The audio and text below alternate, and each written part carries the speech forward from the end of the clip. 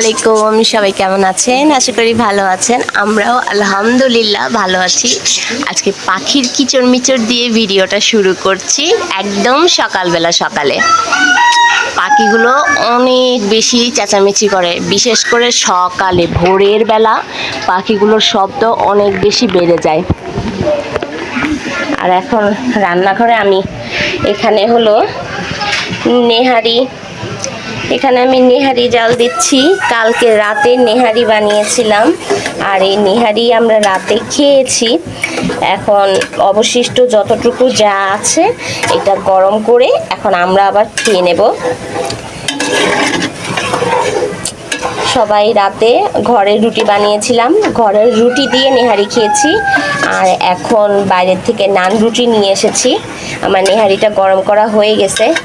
আর এখানে নেহারির সাথে খাওয়ার জন্য লেবু, ধনিয়া পাতা আর কাঁচামরিচ কেটে নিছি, আর ওই চুলায় চা বসিয়ে দিছি। এভাবেই সকালটা শুরু করলাম আজকে। এই তো এখানে নাস্তা নিয়ে চলে আসছি। এটা হলো নেহারি, আর নেহারির সাথে তুনদুন রুটি। এখন নেহারি আর তুনদুন রুটি আমাদের আজকে সকালের নাস্তা।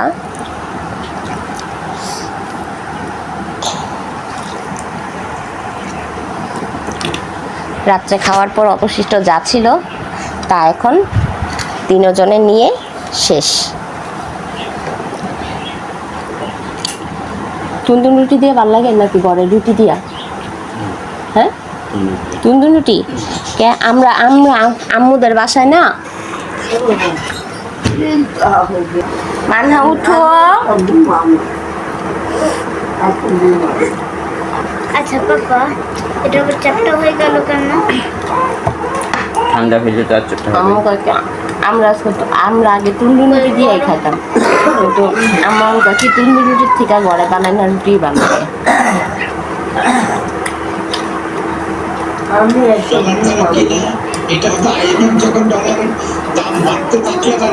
লেবু দিচ্ছ? লেবু না দিইনি, দাঁড়া দিয়ে দিচ্ছি। আর লেবু দিছেন? এই তো চলে এসেছি রান্নাঘরে। এখন না, অনেকক্ষণ আগে এখানে ডাল রান্না হয়ে গেছে। এটা ডাল আর তরকারি, মাছ ভাজার জন্য কড়াই বসিয়ে দিছি। কড়াই গরম হয়ে গেছে। এই যে কই মাছ ধুয়ে টুয়ে একবারে মশলা মেখে নিছি। কই মাছ ভেজে তারপর বেগুন আলু দিয়ে রান্না করব। আমি বেগুন আলুটাও ভেজে নেব। এটা তরকারির জন্য পেঁয়াজ কেটে নিছি। আর এই যে এই বেগুনটা পুড়ে তারপর ভর্তা বানাবো। আজকে বেগুনি হয়ে যাবে পুরো রান্নাঘর। এর জন্য আজকে সব শুধু বেগুন আইটেম।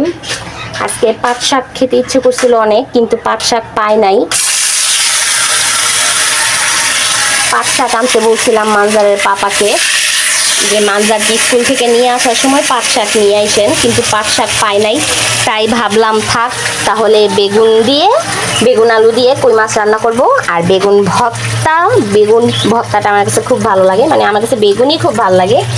আর সেই সাথে ডাল। এটাই হলো আজকের রেসিপি। তো আমার এখানে মাছগুলা ভাজা শেষ। সব মাছগুলাই আমি একে একে ভেজে নিচ্ছি। এখন মাছগুলা তুলে ফেলি।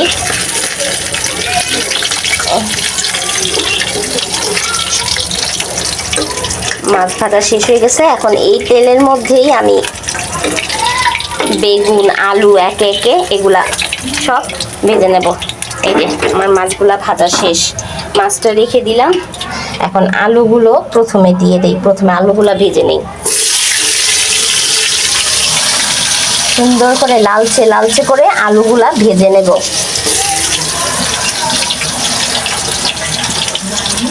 বেগুনগুলো সব একসাথে দেব, আর আলুগুলো এখন সব একসাথে দিই।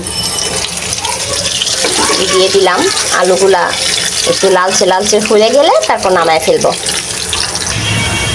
এই তো এখানে আমার আলুটা হয়ে গেছে। এই যে আলুটা এরকম লালচে করে ভেজে নিতে হবে। আর বাইরে আজকে এত বেশি চেঁচামেচি, আমি যে কিভাবে কথা বলতেছি আর আমার কথা কি আপনারা শুনতে পাচ্ছেন কি না আমি সেটাও জানি না। এখন সব আলুগুলো আমি তুলে ফেলতেছি। এরকমই হালকা লাল লাল, হালকা না অবশ্য ভালো লালই হয়েছে। এরকম করে আলুগুলো সব ভাজা হয়ে গেল। এখন একে একে করে সব বেগুনগুলো দিয়ে দেব। বেগুনগুলো দিয়ে দেব। বেগুনগুলো সুন্দর করে ভেজে তুলে নেব।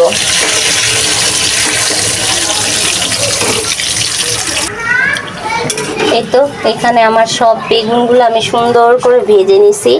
বেগুন আলু সব সুন্দর করে প্লেটে উঠিয়ে ফেলছি। আলু ভাজা, বেগুন ভাজা। এখন কড়াইটা নামিয়ে ফেলি। এই কড়াইটা পাশের চুলায় রেখে দেই। আর এই ভাজা যে তেলটা, এই তেলটা দিয়েই আমি তরকারি রান্না করব। কারণ এই ভাজা তেলটা, এই তেলটার মধ্যে আমি মাছও ভাজলাম, তারপর আলুও ভাজলাম, বেগুনও ভাজলাম। এখন এই তেলটা দিয়ে যদি তরকারিটা রান্না করি তাহলে তরকারিটা মানে ফ্লেভার সুন্দর আসবে, একটা সুন্দর স্মেল আসবে। তাই এই তেলটা আমি ফেলবো না, এই তেলটা দিয়েই রান্না করব। এই দিয়ে দিলাম তেল। এরকম আপনারা যারা বেগুন আলু দিয়ে মাছ দিয়ে রান্না করেন, যারা এরকম আমার মতো ভেজে রান্না করেন তাদের কথা না, যারা কাঁচা বেগুন দিয়ে রান্না করেন মানে বেগুনটা ভাজেন না, তাদের জন্য তাদের কথা বলতেছি। এরকম বেগুন আলু ভেজে তারপর মাছ দিয়ে রান্না করে দেখবেন, অনেক বেশি টেস্ট লাগে। এমনি কাঁচা বেগুনের তরকারি থেকে এরকম বেগুনটা যদি ভেজে নেওয়া যায়, বেগুন আলু, ওইটার স্বাদ দ্বিগুণ লাগে।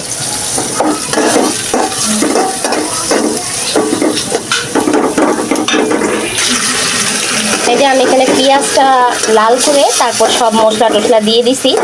এখন মশলা কষাচ্ছি, কষানোর সাথে আমি আলুটাও দিয়ে দিছি। আলুটা আমি আর একটু কষিয়ে নেব, যেহেতু বেগুন তাড়াতাড়ি গলে যায়, আলু গলতে একটু সময় লাগে। তাই মশলা কষানোর সাথে আমি ভাজা আলুটাও দিয়ে মশলাটাকে ভালো করে আলুর সাথে কষিয়ে নিচ্ছি। আর এই তরকারিতে সবসময় ঝালটা একটু বেশি দেওয়ার চেষ্টা করবেন, আর তেলটাও একটু বেশি দেওয়ার চেষ্টা করবেন, তাহলে তরকারির স্বাদটা অনেক বেশি আসে। দেখুন আমি ঝাল তেল দুইটাই একটু বেশি দিছি। এখন আলুটার সাথে মশলাটা ভালো করে কষে গেলে তারপর আমি বেগুনটা দিয়ে আবার একটু কষাবো। আর লবণের পরিমাণটা অনেক বুঝে শুনে দিতে হবে, যেহেতু আমি বেগুন ভাজায় লবণ দিয়েছি, আলু ভাজায় লবণ দিয়েছি, মাছ ভাজায় লবণ দিয়েছি। তাই তরকারিটা যখন রান্না করবেন তখন লবণটা একটু বুঝে শুনে দিবেন।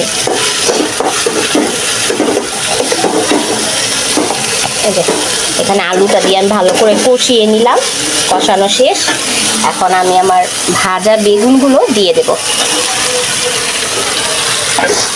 এখন বেগুনগুলো দিয়ে একটু হালকা করে কষিয়ে পরিমাণ মতো পানি দিয়ে দেব।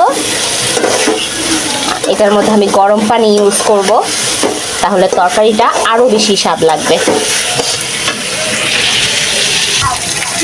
এই যে আমার মশলা কষানো শেষ। এখন আমি এটার মধ্যে একটু গরম পানি দিয়ে দিলাম। গরম পানি দিয়ে আচ্ছা ঠিক আছে, এখন এটাকে নাড়াচাড়া দিয়ে দিলাম। গরম পানি ইউজ করার চেষ্টা করবেন এই তরকারিটার মধ্যে, তাহলে টেস্টটা নষ্ট হবে না।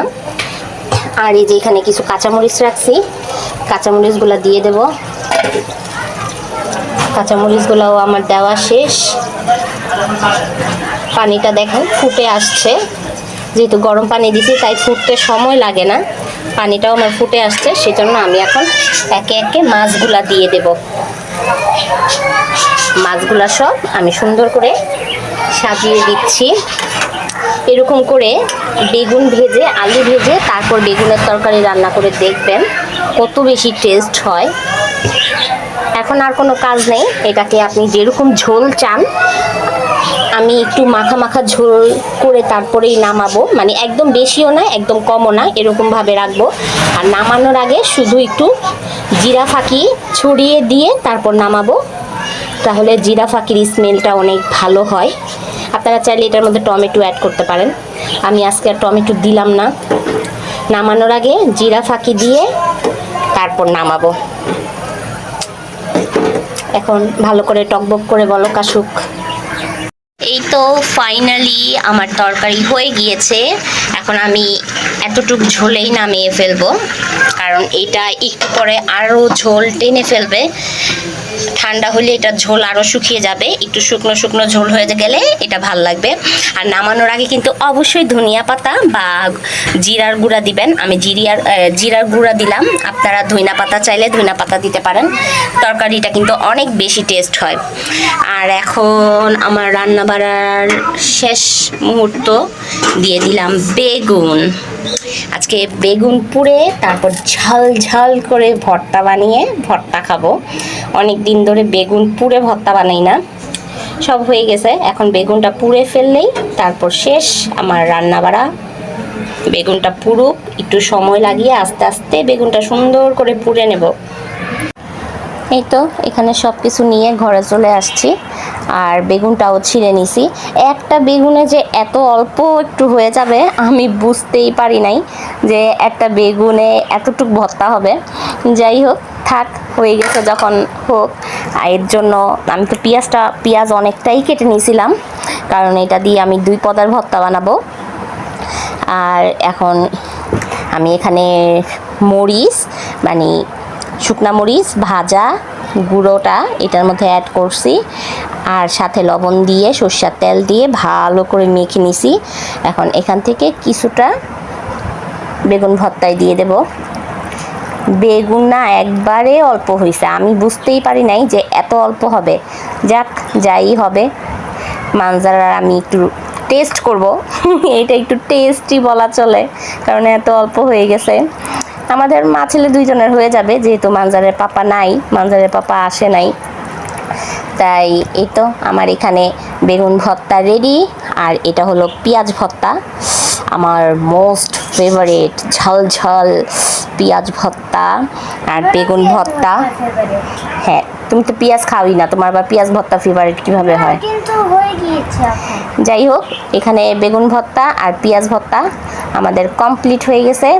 আর সব কিছুই তো এনে ফেলছি, এখন আমরা ভাত খাবো।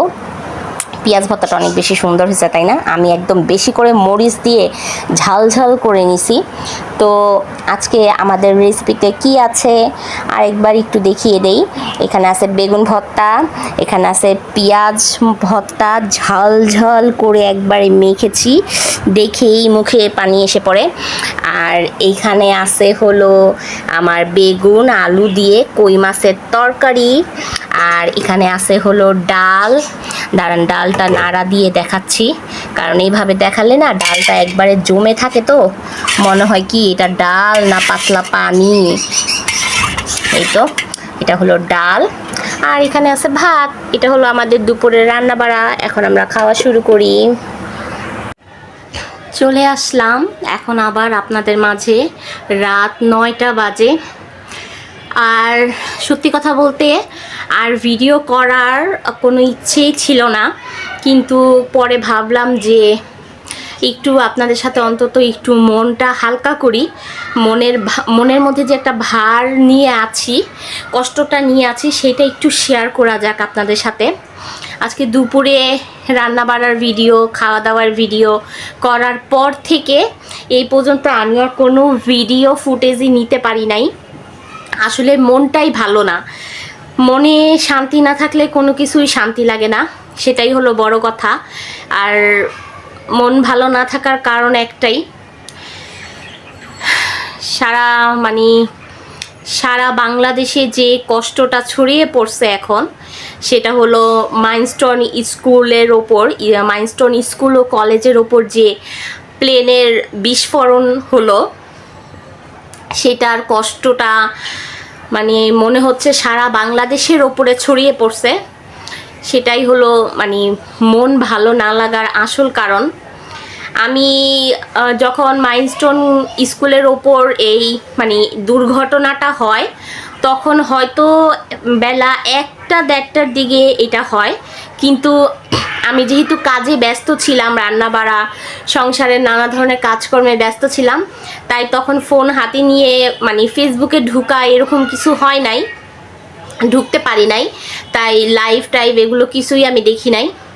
দুপুরে রান্নাবাড়ার সংসারের কাজ শেষ করে খাওয়া দাওয়া করে তারপর বিকেলে তো মানে আমি সাধারণত খাওয়া দাওয়ার পরে বিকেলে একটু ঘুমাই, কিন্তু আজকে কেন জানি ইচ্ছে করলো যে একটু মানজার মানহাকে ঘুম পাড়িয়ে একটু আমি ফেসবুকটা দেখি।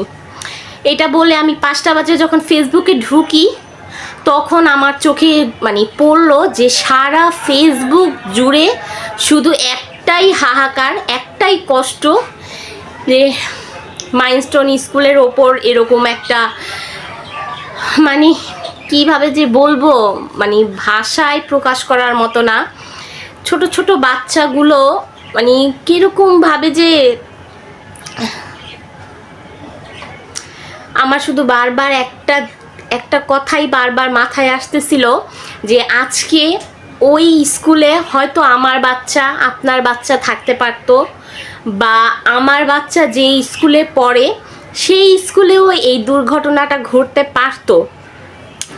কিন্তু আজকে ওই জায়গায় যদি আমি থাকতাম বা আমার সন্তান থাকতো তাহলে আমার কি অবস্থা হতো, বা আমার সন্তানের কীরকম মানে আমার সন্তানের কি অবস্থা হতো। মানে আমি শুধু বারবার ওই গার্জিয়ানরা যারা হাহাকার করে বাচ্চাদের জন্য কান্না করতেছে ওই গার্জিয়ানদের সাথে মানে নিজেকে তুলনা করতেছিলাম, আর সেই বাচ্চাগুলো যারা নানা মানে আগুনে আহত নিহত হয়েছে তাদের সাথে মানে আমার বাচ্চাকে মানে বসাচ্ছিলাম। কি যে কষ্ট, সারা ফেসবুক জুড়ে শুধু কান্না কান্না কান্না হাহাকার। আমার মনে হয় যারা এই দুর্ঘটনার সম্মুখীন হয়েছে এই কষ্টটা মানে তাদের কষ্ট তো তুলনা করার মতোই না, তাদের কষ্ট আমরা কিছুতেই ভাষায় প্রকাশ করতে পারবো না।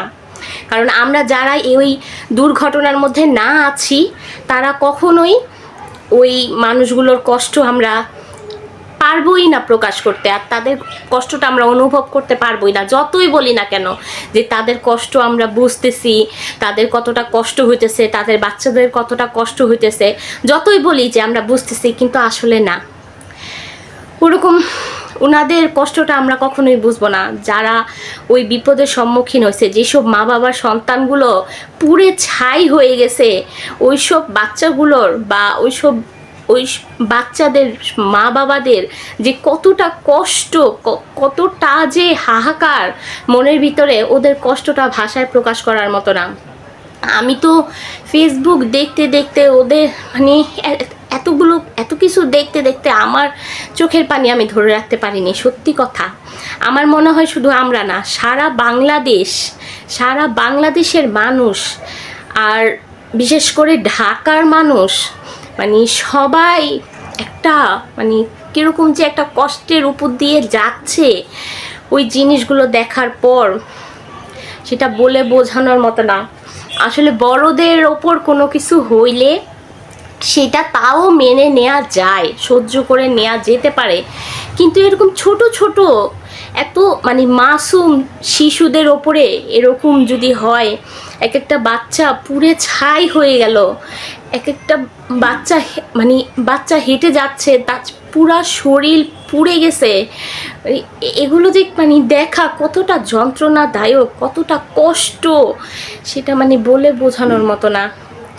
আমার তো 5টা বাজে আমি যখন ফেসবুকে বসি তখন আমি দেখছি, দেখার পর থেকে মানে এই পর্যন্ত আমার আর মানে কোনো ভিডিও করার মতো কোনো ইচ্ছা বা মানে কোনো কিছুই ভালো লাগতেছে না। না ভালো লাগতেছে বসতে, না শুইতে, না কথা বলতে কারো সাথে, শুধু বারবার ফেসবুক ঘেটে ঘেটে এই একটা জিনিসই বারবার দেখতেছি। আল্লাহ তুমি হেফাজত করো খোদা। কি মানে কি যে হয়ে গেল হঠাৎ করে, মানে বোঝা বড় মুশকিল। আর সবচাইতে দুঃখজনক বিষয় যে কতজন মারা গেছে বা কতজন আহত হয়েছে, কতজন নিহত হয়েছে, এগুলারও মানে কোনো খোঁজ খবর পাওয়া যাচ্ছে না, বা কার সন্তান কোথায় আছে, কোন হসপিটালে আছে, বা বেঁচে আছে না মরে গেছে, এগুলারও মানে কোনো সন্ধান পাওয়া যাচ্ছে না। এরকম মানে এরকম একটা হাহাকার,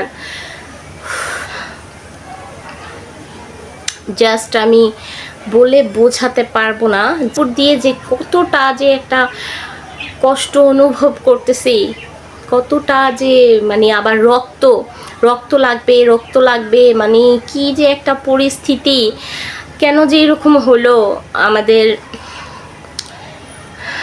আমি জানি না।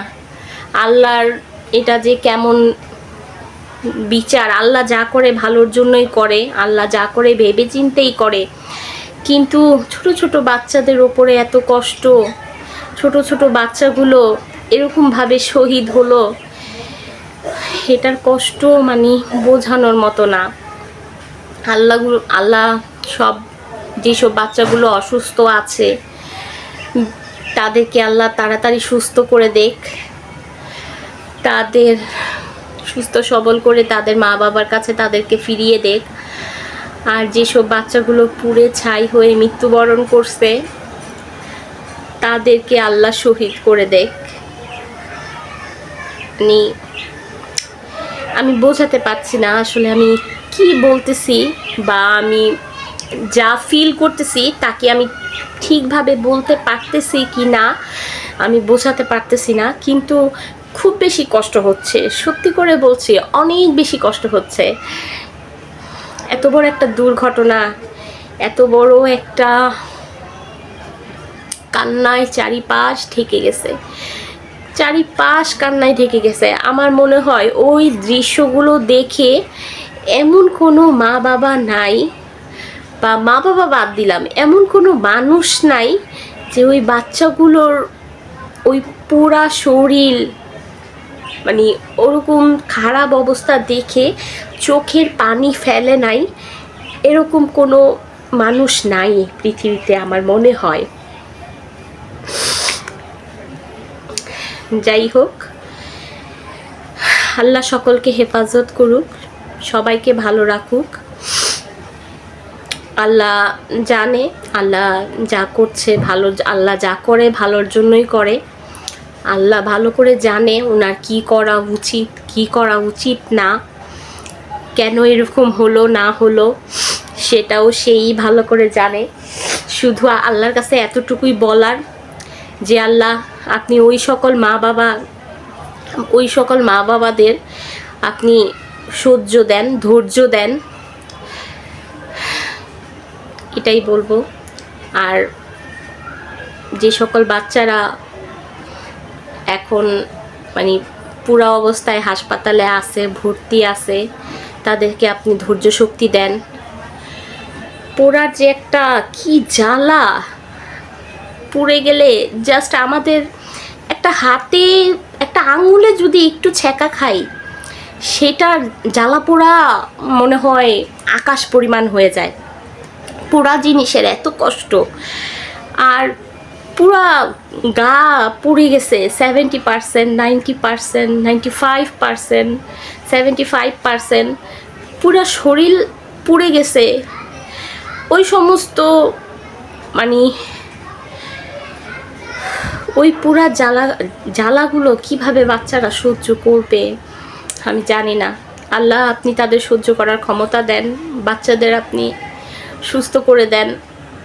যারা মৃত্যুবরণ করছেন, আল্লাহ মৃত্যুবরণ করছে, তারা তো আর মা বাবার কাছে ফিরে আসতে পারবে না খোদা, তাদেরকে আপনি জান্নাতবাসী করে দেন। ওরা তো আমাদের ফুল, ওরা আমাদের এক একটা বাচ্চাদের জান্নাতের ফুলই বলা হয়। আমাদের জান্নাতের ফুলগুলোকে আপনি জান্নাতবাসী করেন। আমি আর কিছু বলতে চাচ্ছি না, কারণ আবেগের বশে হয়তো অনেক কিছু উল্টাপাল্টা এলোমেলো বলেও ফেলতে পারি, তাই চাই না এলোমেলো উল্টাপাল্টা কিছু বলতে। শুধু এতটুকুই বলি যে মানে কষ্টটা সহ্য করার মতো না, সেজন্য আর ভিডিওটা কন্টিনিউ করি নাই। ভাবলাম এখন শেষমেশ একটু আপনাদের সাথে একটু মনের ভাবটা প্রকাশ করি, একটু মনের ভারটা হালকা করি, আর আপনাদের কাছ থেকে ছোট্ট করে একটা বিদায় নেই।